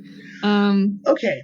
My point was that because of societal influence, especially in the 90s and much earlier than that, especially, like all the stigma around autism, a lot of autistic people end up hating themselves because of all the messages that they're fed. And so, yeah. But besides that, I did want to mention really quick that, what was it? Because I remember we were talking about like how you shouldn't police people's language, and like, yeah, you shouldn't tell someone how to identify. If someone prefers to be called an autistic person, respect that. If they prefer to be called a person with autism, respect that. If they say they have Asperger's, respect that. Yeah. If they use the neurodiversity loop thing for, you know, as their preferred logo, respect that. Even, and dare I say it, if they prefer the puzzle piece, I honestly think it's okay. Like if they have a good reasoning for it, a lot of autistics do give a good reason. Well, we are nothing if not a very thoughtful group of people who, like, put way too much thought into why we do everything. So, well, yeah, like I'm still wary of people who use the blue puzzle piece, but like not so much of people use like the rainbow puzzle thing. Because at least there's a rainbow. Because at least there's a rainbow in there, and it's not associated with Autism Speaks. It's not just one blue puzzle piece. Yes. So like I have a friend who she got this really cool tattoo. She tends to I think she likes the loop one, but she prefers the puzzle piece. But specifically like the rainbow puzzle pieces. So she got this really cool tattoo. It was like, I think it's like a ladybug or something with some of the rainbow puzzle pieces. And it's like, that's cool. You do you get that tattoo. That is a cute tattoo. Like, I'm not going to tell you not to get it just because I don't like puzzle pieces. So yeah, so I don't know if this was mentioned, but nowadays people aligned with neurodiversity tend to use the it's an infinity loop and it's rainbow, and that's what I have on my YouTube channel and my Facebook, and because it's like saying autism is a spectrum. Doesn't mean like a left to right, high to low functioning, but more like there's so much variation that we're a freaking it's rainbow. A crazy bar graph. It's like you're like, a certain level in certain areas and different level in other areas, and situationally too. And situationally, like you might not have enough spoons to do something that you normally do one day. So. Well, and so like I want to mention two things. So first off, like going back to the whole policing people's language thing, I don't shy away from the fact that I got an Asperger's diagnosis. That's part of my history. That's part of my past, and I'm not gonna change that. Pretend that it was something else. But I'm also not going to go around and be like, hey, we should all start using Asperger's again. It's like, no, that was part of my history, so I'm acknowledging that, but the way forward is autism spectrum, and we're good with that. It's also not a diagnosis anymore, at least That's right. in the US, as far as I know. And Canada uses the same DSM, so, Yeah, so keep in mind that there are other countries that still use the term Asperger's. Yes. And so... just keep that in mind. Don't like attack people for using it, because they could also be from another country, and that could be like what they have available. Well, and like, and again, it could just come down to like what someone's comfortable with too. Like, if someone is acknowledging where they came from while also acknowledging where they're going, which is kind of how I approach it. Like, the reason I take both interchangeably is because if like ASPE is what the diagnosis I was given, autism is what I am. I am autistic. I think we're in this awkward like transitional stage where we are gradually phasing out the term Asperger's, not only because it's not a diagnosis anymore. It was removed in like 2013. That was a long time ago. So not only because of that, but because of like the controversy around it, I think at some point in the future, its level of offensiveness might be like on par with like the R word, but it's at the moment it's in a weird transitional phase where it's like, some people are already considering it as offensive as the R word and you should never use it. Some other people are saying like, okay, you can use it, just give a trigger warning if you're posting in a group about it online or something. Others are more, that's their everyday, they just use it every day. So I think the important thing right now is respect where people are coming from. Don't police their language unless they're using it for like, if they're using it for like ASPE supremacy purposes or something, like shut that down. But no, that's not okay. It's not. But don't shut down all conversations because everybody has different views. That's right. This word. Same for everything else. Same for like puzzle piece, all that stuff. The important thing is that we're all united, regardless of like what our preferences are and all that. The important thing is like to keep increasing autism acceptance and humanizing autistic people. And we can keep working towards that goal. And someday, maybe all of the more stigmatizing words and symbols will be out of use completely. But for now, it's like just work with what we got. We can only hope they will be. Exactly. So I wanted to, as a last point, I had a question. Basically just on the future of neurodiversity, like how you picture neurodiversity, like as a concept, like how do you picture that being a part of everyday society, like actual societal attitudes? And yeah, Okay, it's so not just for autism, but a lot of other stuff. that's a good question, actually. So I hope eventually we live in a world where it's not even like it's not even a question of are you neurodivergent or neurotypical. Like, these are what your needs are, and we're going to meet your needs because you are a human being who deserves respect. I want neurodiversity to be such an accepted term that there's no longer a separate term for it. That's just being human and part of like the way we respect and understand people. Yeah, and it doesn't even have to be like explicitly used. I would hope that like it's just a part of social norms at some point to be like, hey, so this person is stimming. That's normal. Exactly. This person has. I'm trying to think of it. This person has I forget what they're called, like an aide or someone like accompanying them while they shop. Like that's normal. Absolutely. I have one I want to add to that. Mm-hmm. So I mentioned earlier that I work in an office space normally, and because of the whole COVID-19 thing, I've been working from home. And I've never worked from home before. I was always told how, oh, you'll lose track of your routine, or oh, it's not doable for the company because of this, blah, blah, like excuses. I have found it amazing working from home. And while, return to normalcy would be nice once this is all over, I kind of hope they keep me working from home because it's something that the neurodiversity movement has been fighting for, normalizing of accommodations for decades. I think we've been a while around. And not just neurodiversity, but like disability community, especially. A lot of people need to work from home, and they're denied it over dumb reasons. Like it's people just don't want to put the effort forward to be like, hey, here's some very minor, easy changes we can make. It's like, no, that's impossible. All of the things that we're told are impossible because you have to be there for a staff meeting, whatever. All of that could literally be in an email. And working from home we shouldn't be stigmatizing the accommodation needs people need to work to do their best lives in whatever way. So exactly. I hope that, again, working from home, normalizing of accommodations is a future of neurodiversity that I want to see. And not even for people on the autism spectrum or have disabilities. There are other people who would benefit from working from home. For instance, like mothers who need to, like, let's say there's two parents who both work. Yeah. And so the father goes out to the workplace to go work, but the mother, like, if the mother was allowed to work from home, she could effectively give more attention to her kids. And there's definitely issues in society with like kids not getting enough, like, I guess general parenting, and also like their emotional needs met and physical needs met, because although you say that, but do you have any idea how hard it is watching a toddler while trying to do your work from home? I mean, that's true. But I mean, like, if most of a person's childhood is just being babysat all the time, that's really kind of sad. I'm not putting any blame on parents, by the way.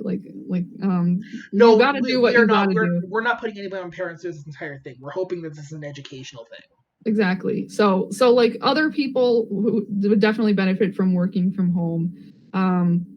There are people who are very introverted who just work better in a calm, quiet environment too. Yeah. So, and that's the thing. It's like, so neurodiversity being normalized actually helps everyone, not just people who are autistic or have ADHD or anything like that. Because when accommodations are accepted as a normal thing and brain diversity is accepted as a normal thing, then everyone, no matter whether you're neurotypical or neurodivergent or somewhere in between, we all win. Because it helps everyone to be their best selves when they don't have to fit themselves in a tiny little constrained box of normal and go out into the world. Yeah. I feel, oh man, I just remember there's something I read about somewhere about something you read about somewhere. I read about a lot of things somewhere.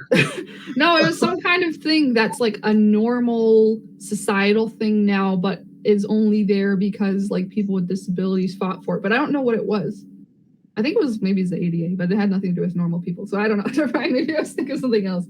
But like you know, so you think about like things like fidget spinners and squishies and stuff, right? Yeah. So that's like something that, you know, those are like, before they would have been seen as like, oh, those are, you know, childish little things that people with disabilities use, or like, you know, weighted blankets used to be super expensive because they were seen as more of a disability aid rather than an actual thing. But now, like, everybody's using weighted blankets, everybody's playing with fidget spinners and playing with squishies and stuff, and it's like, this stuff's benefiting everyone. So I'm hoping that that can also be the norm for other accommodations, like That's working right. from home,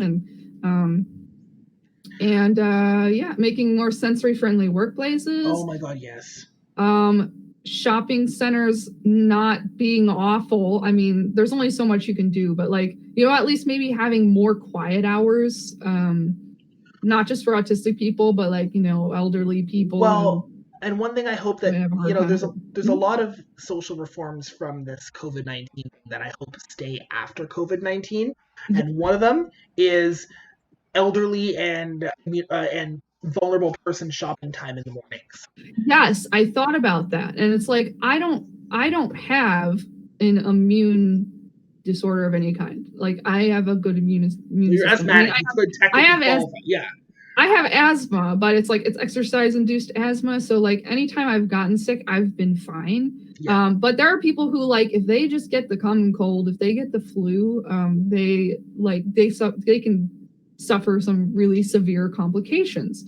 Yeah. So going out to a shopping center where people are touching everything could be problematic for them. So it's like, now that you know, this whole COVID-19 thing is happening, it brought my attention to that and made me think, how on earth did they shop before without these like hours? Like, I mean, I'm sure they had all like ways around it, but it's like, you know, like maybe ordering groceries, but that's kind of hard to do for some people, especially if you're on like food stamps over here in the US. Like, you can't order anything online with food stamps. So,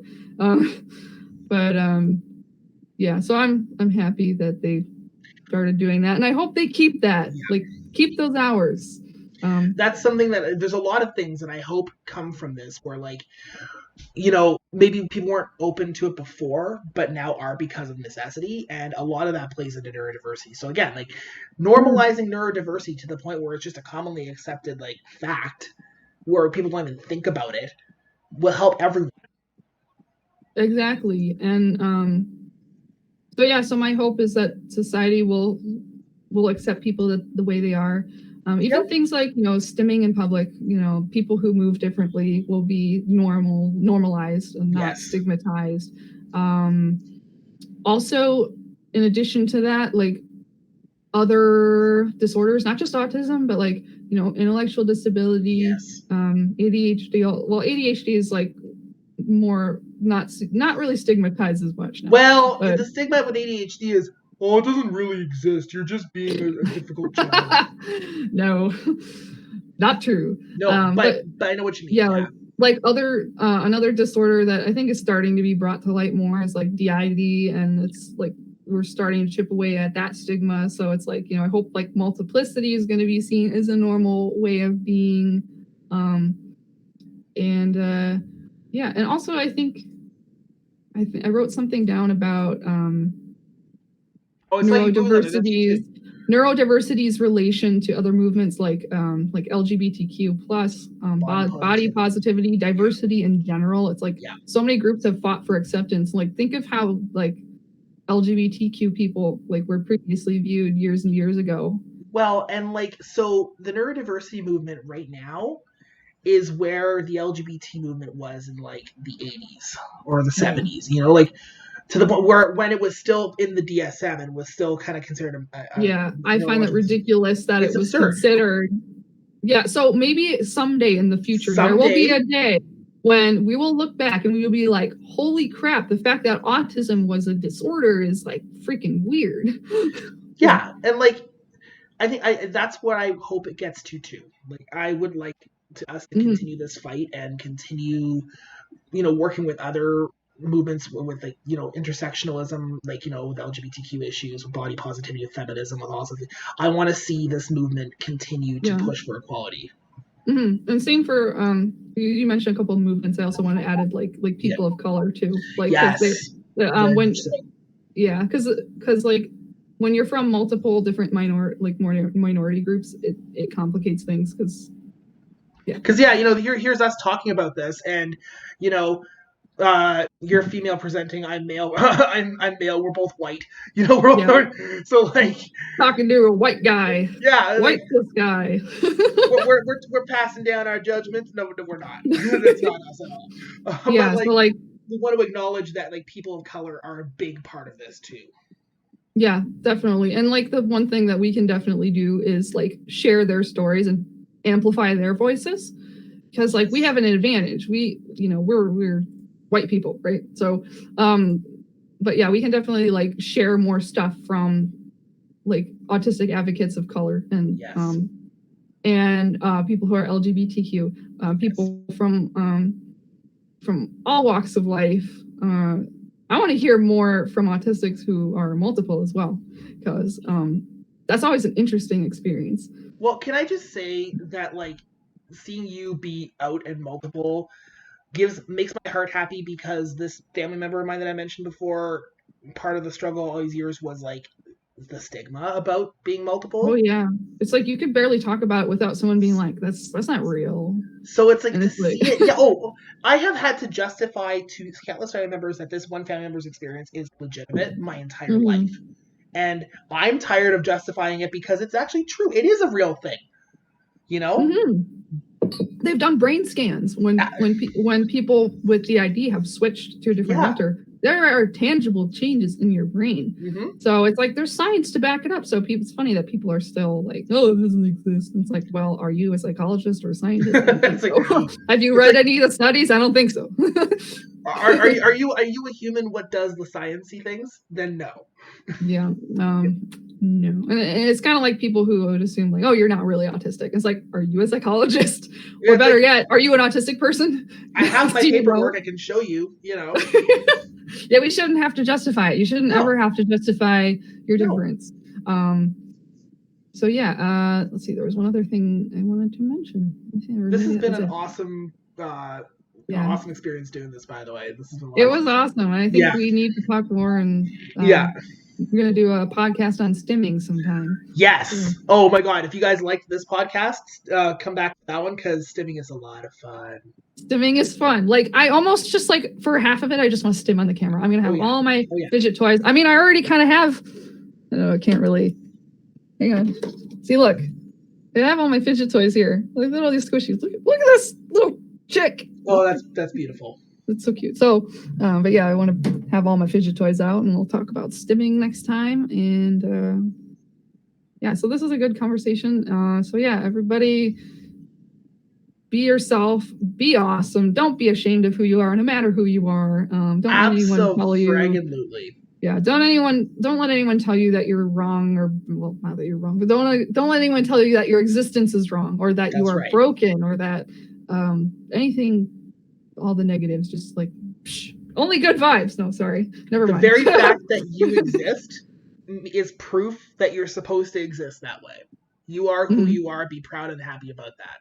Exactly, and that doesn't mean that you can't like address the challenges, because everyone's got challenges. Yeah, we're not going to downplay that at all, but it does not have any impact on your individuality and your personhood and your human rights. So, and I want us to just say, being autistic is awesome. Yay! All right. See y'all later. If you guys need more information, I'm going to post a bunch of links down below. I'll share those on mine too. I have a long list of autistic advocates. Oh yeah, one more thing. Best that you could do for Autism Awareness Month or Autism Acceptance Month is share a bunch of autistic self-advocates, get their voices out there, especially people who, I forget what the term is, but who are from multiple different like minority groups, like people of color, especially share their stuff. They need more exposure. So I'm going to put a link to a long list of advocates in the description of my video. So. Autistics are not just white boys and white men. Yes. We are a diverse group, and you should be sharing all of the things. Yeah, I mean, this banana's autistic. I'm not going to complain if you share my page either, but you should be sharing all the other ones. Share Adam's differently wired page and share my LUSHIA'S Neurodivergent Life thing. But you know what? Honestly, if it comes down to a choice between either of our pages and an Autistic Person of Color's page, share them first. Oh yeah, share them first. Yes. Without a doubt. So yeah, anyway, this has been Lucia and Adam, and you have a great day or evening. Bye. Hey, this is Lucia. Here's a couple things I forgot to mention. First, the DVD version of my documentary, Through Our Eyes, Living with Asperger's, is now on sale for only $3 on my website, only for the month of April.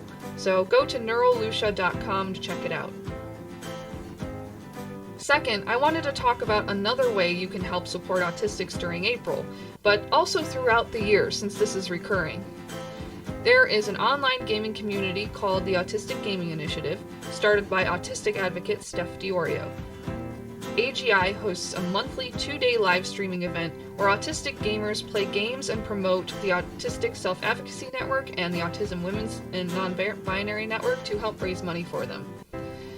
By following the Autistic Gaming Initiative and watching or sharing our live streams when we go live, this will not only help support those autistic organizations, but the autistic streamers themselves and other autistic people. By increasing our viewership, it helps non-autistic viewers connect with our autistic streamers, which can help foster more understanding and friendship with autistic people. Also, sharing these streams with autistic people you know, it might help them make more friends on the spectrum, especially if they enjoy gaming and watching live streams on Twitch. They can also join the AGI community on Discord, whether they want to simply chat with other autistic gamers, join in on games together, or live stream for AGI. I personally am part of AGI and I stream on Twitch regularly. People who watch my streams can meet my alters as we play video games. I talk about a wide variety of topics while I'm gaming, including neurodiversity and mental health. It's a place where I can be myself and fairly unfiltered. Anyway, thanks guys for watching our podcast. You're awesome. Thank you, Lucia, for all that. I forgot to mention some of those myself. The Autistic Gaming Initiative is awesome. We're both quite big fans of Steph. She's great, and what she's done there is awesome. I also wanted to take this moment to say, please follow me on Facebook and YouTube at Differently Wired. You can like, subscribe, and share this video and subscribe to this channel. That'd be awesome. And my Patreon is linked as well down below. So yeah, feel free to check that out as well. Otherwise, keep it neurodivergent, folks.